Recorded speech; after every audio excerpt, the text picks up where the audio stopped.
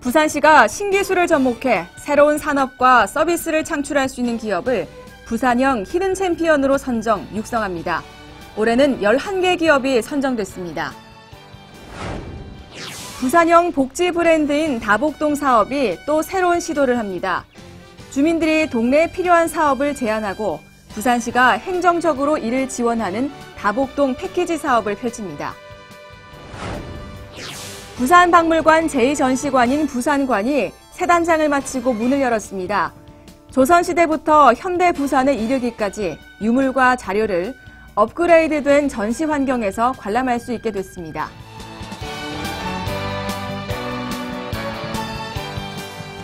안녕하십니까. 다이내믹 부산뉴스 정준입니다. 먼저 오늘 첫 소식입니다. 히든 챔피언 기업을 아십니까? 아직 잘 알려지지 않았지만 세계 시장에 뛰어들 수 있을 정도로 뛰어난 경쟁력을 보유한 강소기업을 가리키는 말입니다. 부산시는 지난해부터 신기술을 접목해 새로운 산업과 서비스를 창출할 수 있는 기업을 부산형 히든 챔피언으로 선정, 지원하고 있는데요. 지난해 12개사를 선정한 데 이어 올해 11개사를 추가로 뽑아 집중 육성합니다.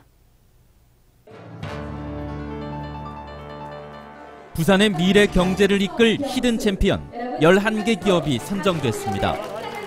부산형 히든 챔피언은 지역 강소기업을 집중 육성해 글로벌 전문 기업으로 성장시키는 사업입니다. 선정된 11개 기업은 전년도 매출 100억 원 이상으로 최근 3년간 연구개발 비율이 1% 이상인 기업과 설계, 엔지니어링 등 지식산업 분야에서 창업한 지 3년 이상 되는 기업입니다. 부산을 대표하는 제조업체를 비롯해 기존 제품보다 최대 95%까지 전기 소모량을 줄인 드라이기 개발업체, 사물인터넷 기술을 활용해 컨테이너 보안 장치를 개발한 기업 등이 선정됐습니다. 이들 기업은 연구개발과 마케팅 등 분야에서 기업당 최대 1억 원의 사업비를 2년간 지원받을 수 있습니다. 또 향후 5년간 부산시의 선도기업 및 중견기업 육성 사업과 연계해 집중 육성됩니다. 국가 지원 사업으로 선정돼 더 많은 지원을 받을 수도 있습니다. 지난해 선정된 12개 기업 중 6개사는 국가 지원 사업인 글로벌 강소기업 육성 사업 대상자로 선정되는 성과를 일궈냈습니다. 부산시는 지역 강소기업 육성을 통해 청년 일자리 창출에도 기여할 계획입니다. 이번 행사를 계기로 해서 부산 지역의 젊은 청년들을 많이 모집할 계획입니다. 많이 지원해 주시기 바랍니다. 히든 챔피언으로 선정된 기업을 지역 대학생들이 방문하고 취업에 대한 정보를 얻는 시간도 준비됐습니다. 부산시는 지역 강소기업으로 선정된 기업과 구직 중인 지역 청년들을 연결시켜주는 만남의 장을 지속적으로 마련할 방침입니다. 취업을 준비할 때 어떤 걸 준비하면 되는지 알게 되었고요. 또 직접 와보는 게 가장 좋은 것 같습니다. 중소기업들, 대표님들 만나면서 많은 말씀도 들을 수 있었고요. 상당히 도움이 되는 것 같습니다. 부산시는 히든 챔피언 기업을 글로벌 기업으로 성장시켜 일자리 창출 등 지역 경제의 선순환을 돕는 역할을 할 수 있도록 이끌 계획입니다. 부산형 복지 브랜드인 다복동 사업이 또 새로운 시도를 합니다. 기존의 복지 사업은 담당 공무원이나 복지기관이 사업을 기획 추진하는 것이었는데요. 반면 이번 사업은 주민들이 직접 동네에 필요한 사업을 제안하고 부산시가 행정적으로 뒷받침하는 방식으로 진행됩니다. 이른바 다복동 패키지 사업입니다. 다복동 패키지 사업은 동네에 필요한 복지 서비스를 종합적으로 제공하는 사업입니다. 기존의 복지 사업과 다른 점은 사업 아이디어를 주민들이 직접 낸다는 점입니다. 마을에 필요한 복지 사업이 오디션이라는 공개 선발 방식을 통해 선정됩니다. 주민이 마을을 주도하고 마을의 생기가 살아나고 살기 좋고 머무르고 싶은 시나고를 충분히 만들 수 있을 것이라고 기대합니다. 이에 앞서 지난달 부산시는 주민 건강, 주거, 물, 에너지, 교육 문화복지 등 총 5개 분야에 추진 가능한 다복동 패키지 사업을 설명하고 주민 사업 공모를 시행했습니다. 공모 열기는 뜨거웠습니다. 70개 지역 주민이 제안서를 제출했고 무려 308개 사업에 총 520억 원을 신청했습니다.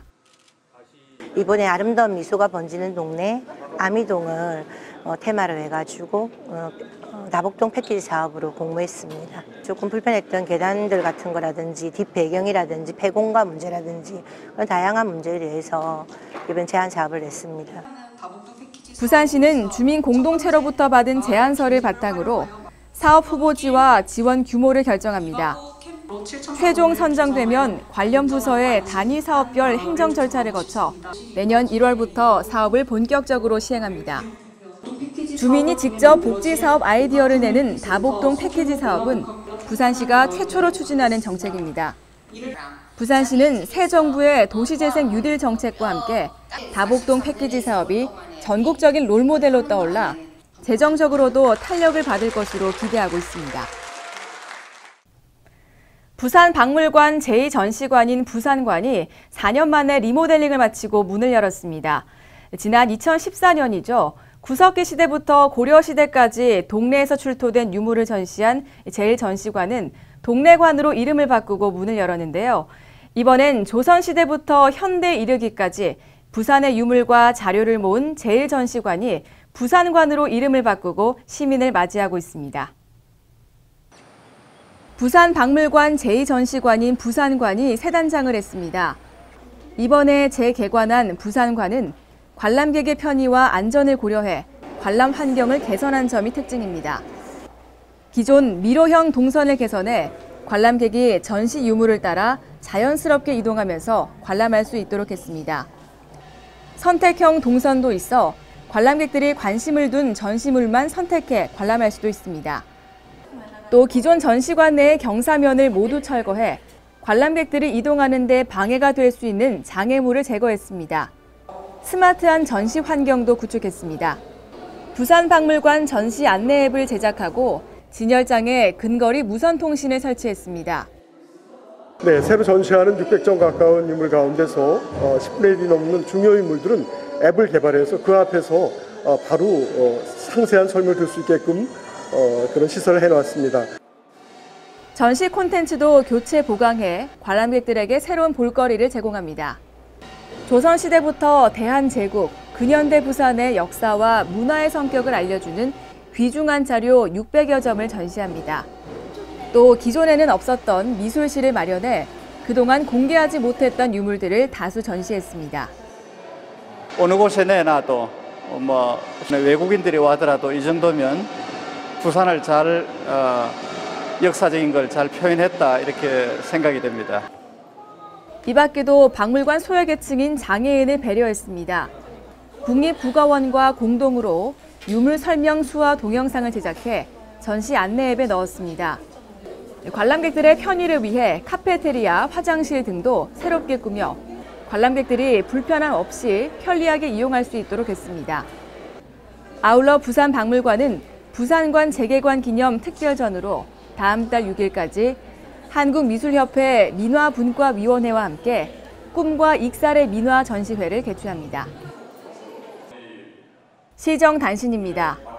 유라시아 지역의 관문 도시로서 부산의 국제적 위상을 알리기 위한 유라시아 부산 원정대가 20박 21일 일정의 대장정을 시작했습니다. 50여 명으로 구성된 올해 유라시아 원정대는 부산항을 출발해 백두산과 중국 베이징, 러시아 상트페테르부르크까지 실크로드 지역의 주요 도시를 차례로 방문해 다양한 교류 활동을 펼칠 예정입니다. 다이내믹 부산 뉴스는 부산광역시 인터넷 방송 바다TV에서 다시 보실 수 있습니다. 함께해 주신 여러분 고맙습니다.